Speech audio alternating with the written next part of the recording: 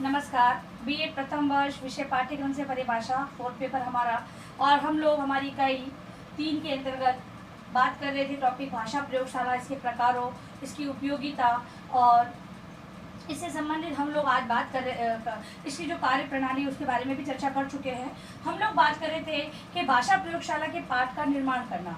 इसके अंतर्गत हम लोगों ने पांडुलिपि तैयार करने की बात कर चुके थे। आज हम लोग बात करेंगे भाषा प्रयोगशाला पाठ की पांडुलिपि टेपांकन जो रिकॉर्ड किया जाता है उसमें किस प्रकार रिकॉर्ड किया जाता है और किस प्रकार ध्यान रखना होता है, उसकी चर्चा हम लोग आज करेंगे।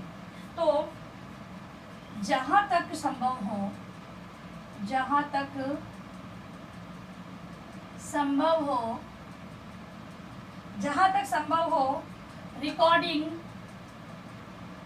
रिकॉर्डिंग साउंड प्रूफ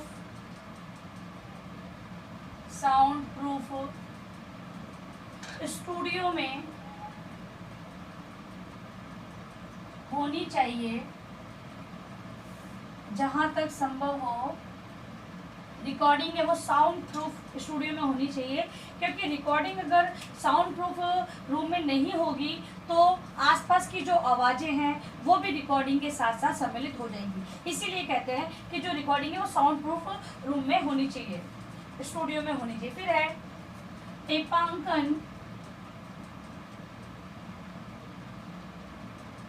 टेपांकन गति तथा वॉल्यूम। टेपांकन गति तथा वॉल्यूम पर किसी प्रशिक्षित टेक्नीशियन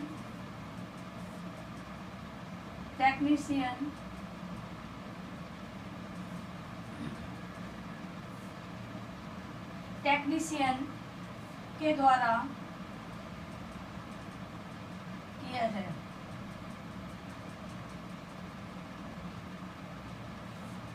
ठीक है, जो टेपांकन की गति है और वॉल्यूम है वो किसी प्रशिक्षित टेक्नीशियन के द्वारा फिक्स किया जाना चाहिए। फिर है टेपांकन के लिए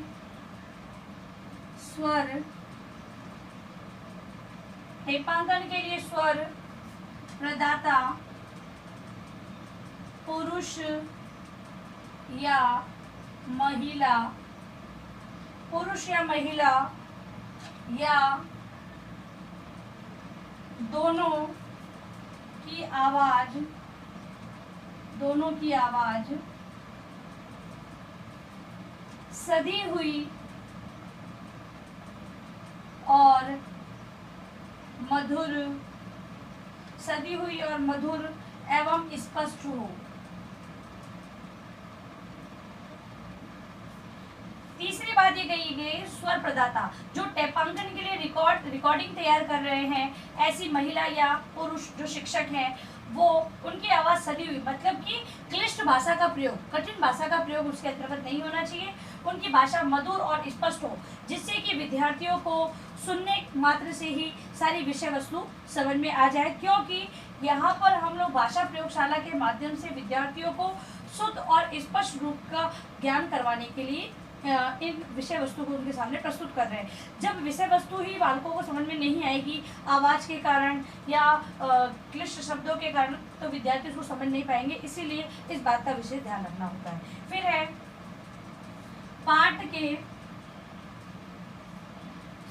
है स्वर प्रदाता के बोलने की गति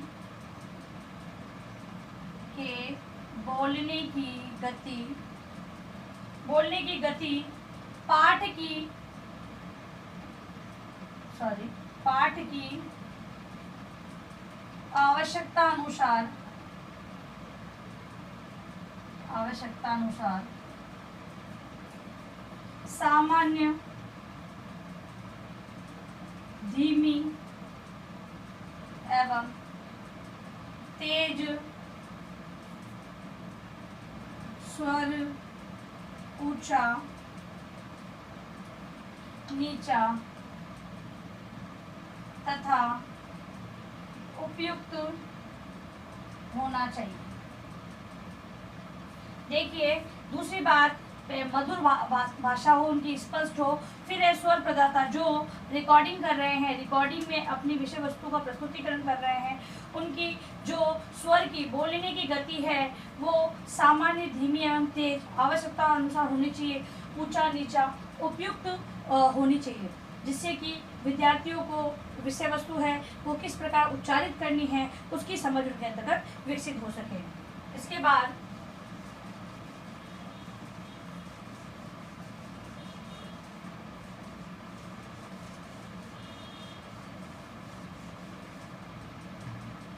पाठ के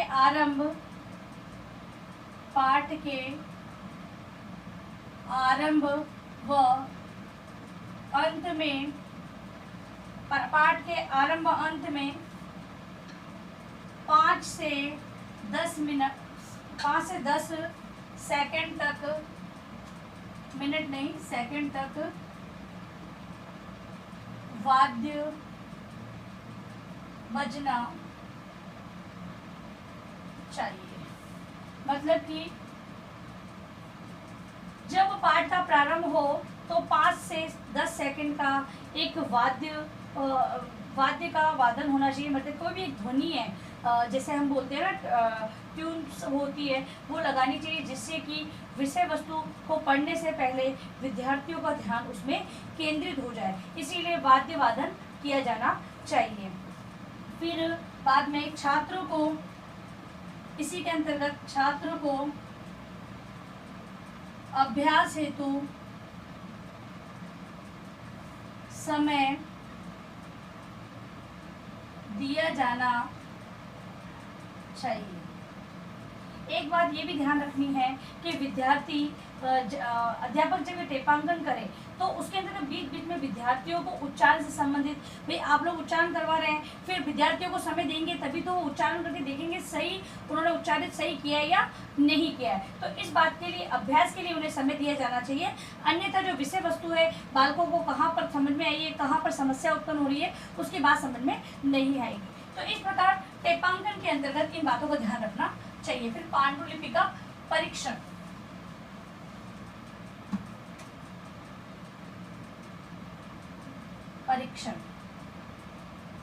अब ये सारी रिकॉर्डिंग तो तैयार कर ली गई है, लिख भी लिया गया है, तैयार भी कर लिया गया है, क्या उसका परीक्षण होना जरूरी है? तो बिल्कुल परीक्षण होना बहुत ही आवश्यक है। यदि परीक्षण नहीं होगा तो हम लोग जो विषय वस्तु डायरेक्ट विद्यार्थियों तक पहुंचाएंगे तो विद्यार्थी हमारे द्वारा कहीं कहीं पर मतलब कि अव्यवस्था होने के कारण या फिर कहीं भी अब साउंड प्रूफ रूम नहीं होने के कारण जो बाहर की अनगल जो बातें हैं वो उसमें रिकॉर्ड हो जाएगी और विद्यार्थी भी उनको सुनेंगे, उससे उन पर गलत प्रभाव पड़ेगा, विद्यार्थियों को सीखने पर गलत प्रभाव पड़ेगा। इसके अलावा हम ये कह सकते हैं कि कहीं पर रिकॉर्डिंग में वॉल्यूम कहीं कम हो गया होगा, कहीं तेज हो गया होगा, इसकी जानकारी भी अध्यापक पहले स्वयं जांच ले, उसके बाद किसी भी जो अनुभवी व्यक्ति हो उनके द्वारा इस जो टेपांकन किया गया है उसका परीक्षण करवाया जाए, जिससे कि हमारी सही विषय वस्तु विद्यार्थियों तक पहुंचे और हमारा जो शिक्षण का जो कार्य प्रणाली है वो सही ढंग से संचालित होती रहे, इसीलिए परीक्षण किया जाता है। आइए टेपांकन पाठ को शिक्षक मॉनिटर एक बार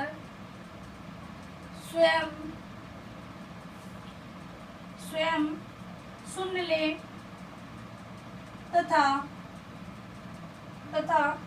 किन्हीं अन्य अनुभवी व्यक्तियों को सुनाए। पहली बात, ठीक है। दूसरी बात है जहां जहां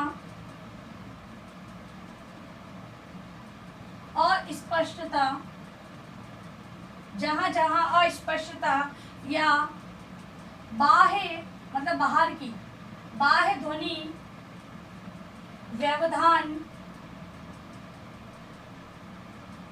व्यवधान या उसमें उचित रूप से या अस्पष्ट हो उसमें उचित रूप से सुधार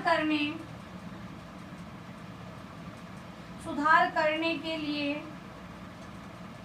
पुनः टेपांकन की व्यवस्था की जा सके।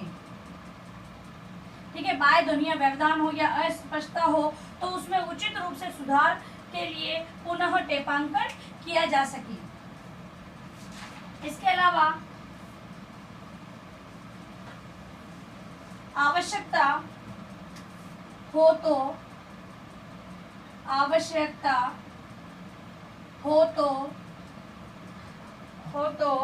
एक दो बार कक्षा में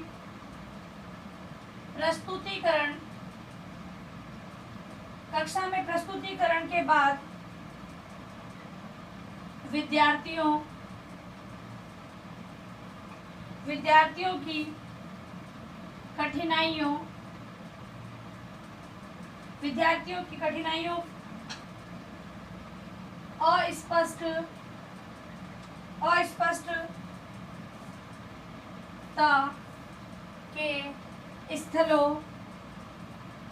अस्पष्टता के स्थलों के आधार पर टेप में सुधार कर लिया जाए। अब ऐसा लगे कि अध्यापक ने स्वयं भाई 3 बातों को ध्यान रखने बोला है कि पहली बात कि वो स्वयं उसको जांचे या किसी अनुभवी व्यक्तियों को उनसे जांच करवाए। तो अगर मान लो हो सकता है कि अध्यापक भी उस चीज़ को नहीं समझ पाए, कोई गलती हो, तो प्रस्तुतिकरण के बाद भी इन कठिनाइयों को दूर किया जा सकता है।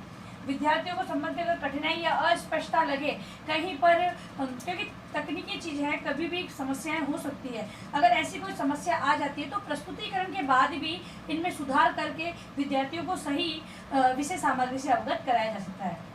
तो ये था हमारा पांडुलिपि का टेपांकन और उसका परीक्षण। ठीक है, तो ये हमारा भाषा प्रयोगशाला का जो टॉपिक था वो आज हमारा यहाँ पे कंप्लीट होता है। अब आप लिखिए अपना गृह कार्य प्रश्न। भाषा प्रयोगशाला पाठ की पांडुलिपि का